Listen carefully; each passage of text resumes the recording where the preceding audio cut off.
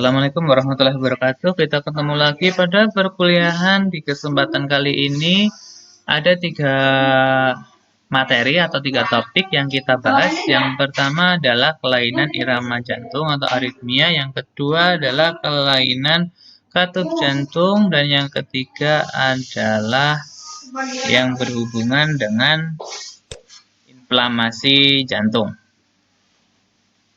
Kita mulai. Sebelumnya nanti akan ada tugas yang harus dikerjakan oleh mahasiswa. Seperti biasa nanti untuk jawaban singkatnya diutarakan atau dituliskan di kolom forum. Dan untuk jawaban lengkapnya diupload di kantung tugas.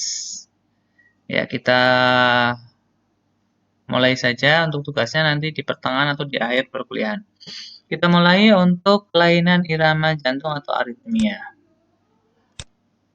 Ya, kelainan irama jantung atau aritmia ini perubahan pada frekuensi dan irama jantung yang disebabkan oleh konduksi elektrolit abnormal atau otomatis. Kemudian ada faktor aritmogenik. Yang pertama adalah karena hipoksia, yang kedua adalah iskemik, dan yang ketiga adalah stimulasi simpatis. Hipoksia adalah di sini miokardium yang kekurangan oksigen menjadi irritable. Dan yang kedua adalah iskemik, ya infak miokard dan angina, ini yang menjadi pencetus dari iskemik. Yang ketiga, ya stimulasi simpatis, ini menguatnya otot tonus karena penyebab apapun, ya bisa jadi hipertiroid, gagal jantung kongestif, dan bisa jadi karena latihan fisik dan lain sebagainya yang dapat menimbulkan aritmia. Selanjutnya, yang keempat adalah gangguan elektrolit. Ya, ini ketidakseimbangan kalium, kalsium, dan magnesium. Yang kelima adalah bradikadi, ini frekuensi jantung yang sangat lambat, ini dapat menjadi predisposisi dari aritmia. Yang keenam adalah karena adanya regangan, ya ini terjadi karena hipertrofi ventricle. Kita lanjutkan. Nah, faktor yang dapat menyebabkan resiko aritmia jantung itu yang pertama adalah penyakit arteri koroner, kemudian bisa karena tekanan darah yang tinggi, penyakit jantung bawaan, diabetes mellitus, ada obesitas, ya, ada obat dan suplemen, bisa karena terjadi obstruktif sleep apnea, ketidakseimbangan elektrolit, dan konsumsi kafein atau nikotin. Untuk patofisiologinya mulai dari hipoksia, kemudian ada asidosis menyebabkan permeabilitas membran meningkat, sehingga menyebabkan konsentrasi natrium dan kalium pada intraseluler dan ekstraseluler tidak seimbang, sehingga berpotensi menyebabkan potensial aksi menurun dan akan terjadi aritmia. Kemudian yang kedua adalah intoksikasi ya digitalis, ini menyebabkan penghambatan pertukaran natrium dan kalium sehingga menyebabkan kontraktilitas meningkat. Oleh karena itu terjadi pemakaian secara terus-menerus ya tanpa pengawasan dan dosis tinggi menyebabkan perubahan irama jantung dan kontraktilitasnya menurun sehingga pasien mengalami bradikadi, itu pun termasuk dalam aritmia. Kemudian untuk infak miokard akut ini bisa menyebabkan hipoksia jaringan, ya jaringan sel jantung, ya atau otot jantung, atau terjadi iskemik menyebabkan potensial membran menurun dan menyebabkan repolarisasi melambat sehingga siklus impuls ulang, ya dan terjadi impuls secara prematur. Ini juga menyebabkan aritmia. Kemudian klasifikasi aritmia yang pertama adalah untuk aritmia nodus sinus. Yang pertama adalah sinus bradikadi. Ya. Kemudian yang kedua sinus takikardi. Yang berikutnya lagi sinus aritmia ada sinus Ares. Nah, untuk tugasnya, nah ini langsung saya beri tugas saja. Silahkan kalian buat gambaran EKG untuk sinus bradikardi, sinus takikardi, ya itu saja. Ya, jadi untuk sinus bradikardi dan untuk sinus takikardi, silahkan kalian buat gambaran EKG-nya.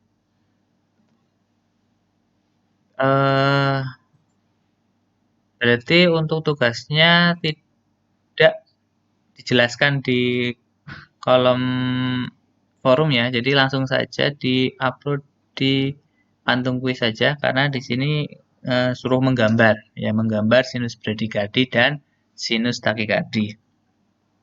Oke, kita mulai untuk sinus bradikardi.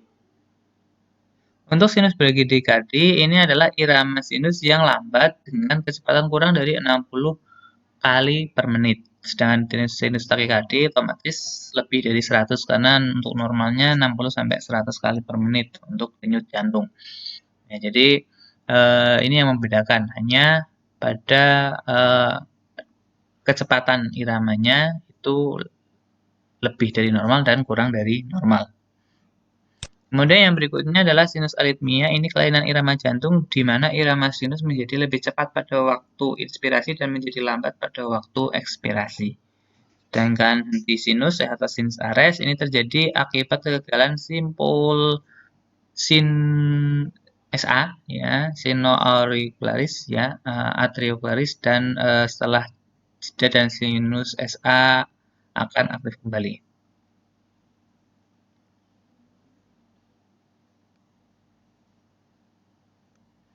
Kemudian yang berikutnya adalah aritmia atrium.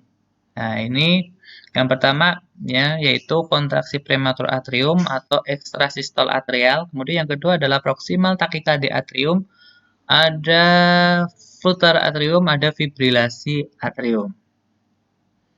Kemudian yang berikutnya adalah untuk aritmia ventricle. Ini ada kontraksi prematur ventricle. Oke, makasih. Ada bigemini ventricle, ada takikardi ventricle, dan ada fibrilasi ventricle. Kita lanjutkan, yang berikutnya adalah manifestasinya. Untuk manifestasi klinis ya dari aritmia, yang pertama adalah adanya perubahan tekanan darah atau contohnya hipertensi ataupun hipotensi. Nah, yang kedua adalah sinkop, ya pusing, yang berdenyut, kemudian sakit kepala, disorientasi, bingung, letargi, dan perubahan pupil. Kemudian bisa jadi mengalami nyeri dada, ya nyeri dada yang ringan sampai berat. Kemudian bisa hilang atau tidak dengan pengobatan dengan obat anti angina. Kemudian pasiennya juga bisa nafasnya pendek, ya perubahan kecepatan kedalaman pernapasan, ya ada bunyi nafas tambahan, dan pasiennya bisa sampai inflamasi, eritema, ya edema, ya demam, dan lain sebagainya. Kita lanjutkan untuk pemeriksaan penunjang. Yang pertama adalah EKG. Ya, ini jelas ya untuk pemeriksaan penunjang untuk jantung. Jadi tadi tugasnya silakan kalian gambar hanya sinus takikardi dan sinus bradikardi saja. Ya, jadi yang lain tidak. Jadi saya kira mudah sekali untuk kuisnya. Kemudian yang kedua adalah monitor Holter, kemudian ada foto dada, ada scan pencitraan miokardia, dan ada tes stres latihan. Kita lanjutkan, saya percepat karena materinya tiga materi. Kalau terlalu lama nanti biasanya mahasiswa bosan. Kemudian yang berikutnya adalah pemeriksaan penunjang yang lain, ada elektrolit, pemeriksaan obat, ada pemeriksaan tiroid, ada laju sedimentasi, dan ada nadi oksimetri. Lanjut yang berikutnya terkait dengan penata laksanaan medis. Ya, untuk terapi medis, ya obat aritmia dibagi menjadi 4 kelas.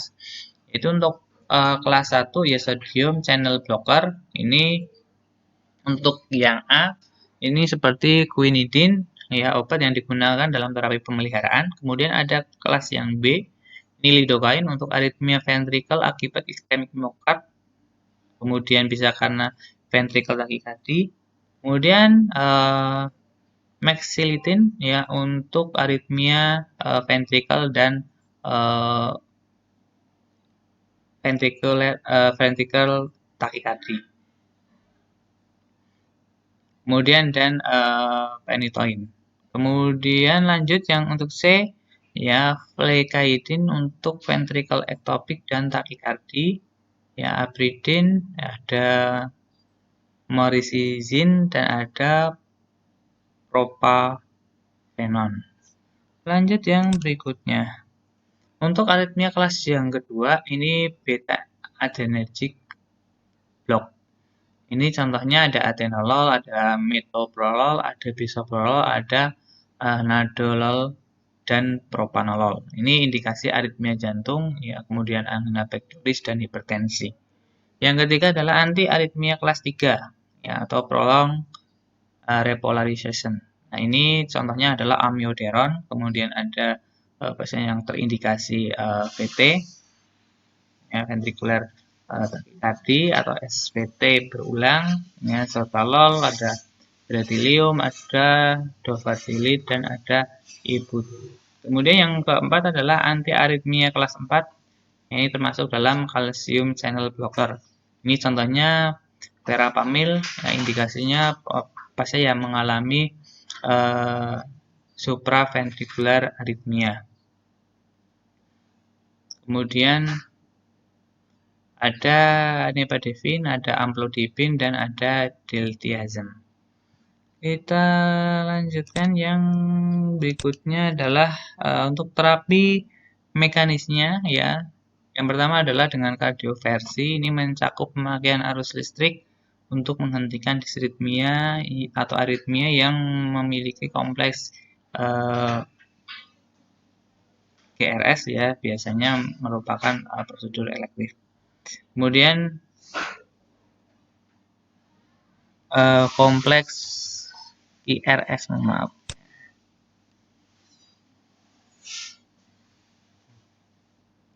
Kemudian ada fibrilasi, ini kardioversi asinkronis yang digunakan pada keadaan gawat darurat. Kemudian ada defibrillator cardioverter implantable. Kemudian yang terakhir adalah terapi pacemaker. Yang terakhir adalah terapi non-farmakologi dengan mengurangi stres, ya, merokok, ya, atau minuman beralkohol, diet dan melakukan diet dan melakukan olahraga yang teratur. Kita lanjutkan yang berikutnya. Lanjut yang berikutnya adalah kelainan katup jantung. Nah, kelainan katup jantung ini kalau kita lihat, ya, jadi katup ini kan merupakan pintu yang mengalirkan darah ke dalam jantung, ya, antara atrium dan ventrikel, ya, serta antara ventrikel dan aorta pulmonaris. Nah, pergerakan membuka dan menutupnya pasif tergantung pada tekanan dan dari atrium dan ventrikel jantung. Nah, kemudian beberapa katup atau valvula, ini ada katup atrioventrikuler, ya, katup antara atrium dan ventrikel. Nah, ini ada valvula tricuspidalis, ya, dan ada biscupidalis. Jadi kalau tricuspidalis ini antara atrium kanan dengan ventrikel kanan, dan biscupidalis, ya, ini adalah antara ventrikel kiri dan atrium sebelah kiri, ya, atau kita sebut dengan katup mitral. Kemudian kita lanjutkan. Nah, untuk yang berikutnya adalah ada katup semilunar. Ini antara ventrikel dengan aorta pulmonaris. Nah, ini ada katup aorta dan ada katup pulmonal. Nah, ini saya tidak akan menjelaskan lebih panjang karena ini masuk ke anatomi fisiologinya. Kita langsung saja ke kelainannya. Nah, jenis penyakit katup ini ada dua jenis, ada stenosis katup dan ada insufisiensi katup. Nah, stenosis katup ini katup menyempit, ya katup menjadi lebih tebal sehingga menurunkan fleksibilitas katup.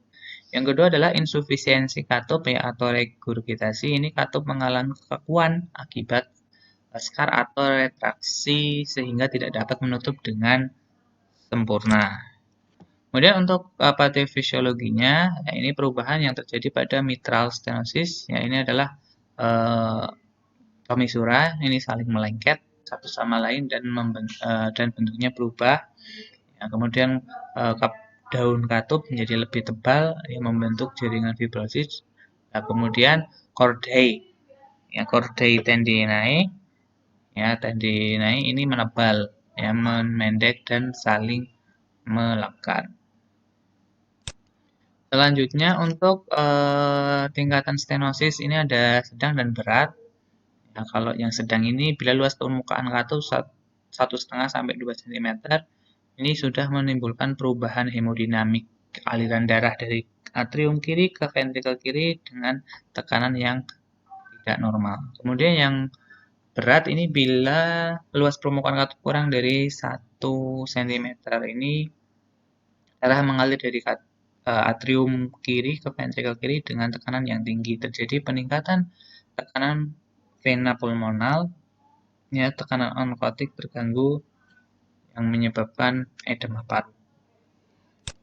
Selanjutnya adalah gejala klinisnya seperti sesak napas pada saat beraktivitas, kemudian cepat lelah, lemah, ya, kemudian keluar keringat dingin, kemudian kurang nafsu makan, ya kadang-kadang nyeri dada juga, ya bisa terjadi sianosis dengan suara murmur, ya dan gangguan pada gambaran EKG-nya. Selanjutnya yang berikutnya adalah pemeriksaan penunjang. Yang pertama adalah EKG, ada juga ekokardiografi dan ada foto torak. Dan lanjutkan, nah untuk jenisnya ya tadi sudah ya seperti valvular stenosis dan valvular insufisiensi. Nah, penyakit klep jantung ya ini seperti demam rematik dan endokarditis. Jadi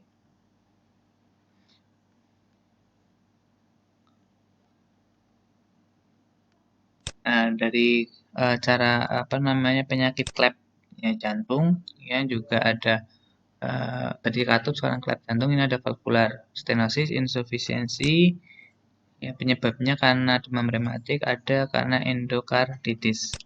Kemudian gejala klep jantung ada sesak napas, lesu dan atau pusing ya, palpitasi, pembengkakan pada pergelangan dan penambahan berat badan yang cepat.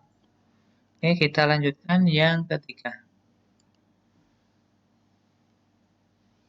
Yang ketiga adalah miokarditis. Miokarditis adalah kondisi medis yang ditandai dengan peradangan pada otot jantung yang terletak di lapisan tengah dinding jantung atau miokardium. Nah, miokard atau pada pengertian yang lain ya, ini peradangan jantung yang tidak berkaitan dengan penyakit arteri koroner atau infak miokard. Nah, ini contohnya untuk jantung normal ya.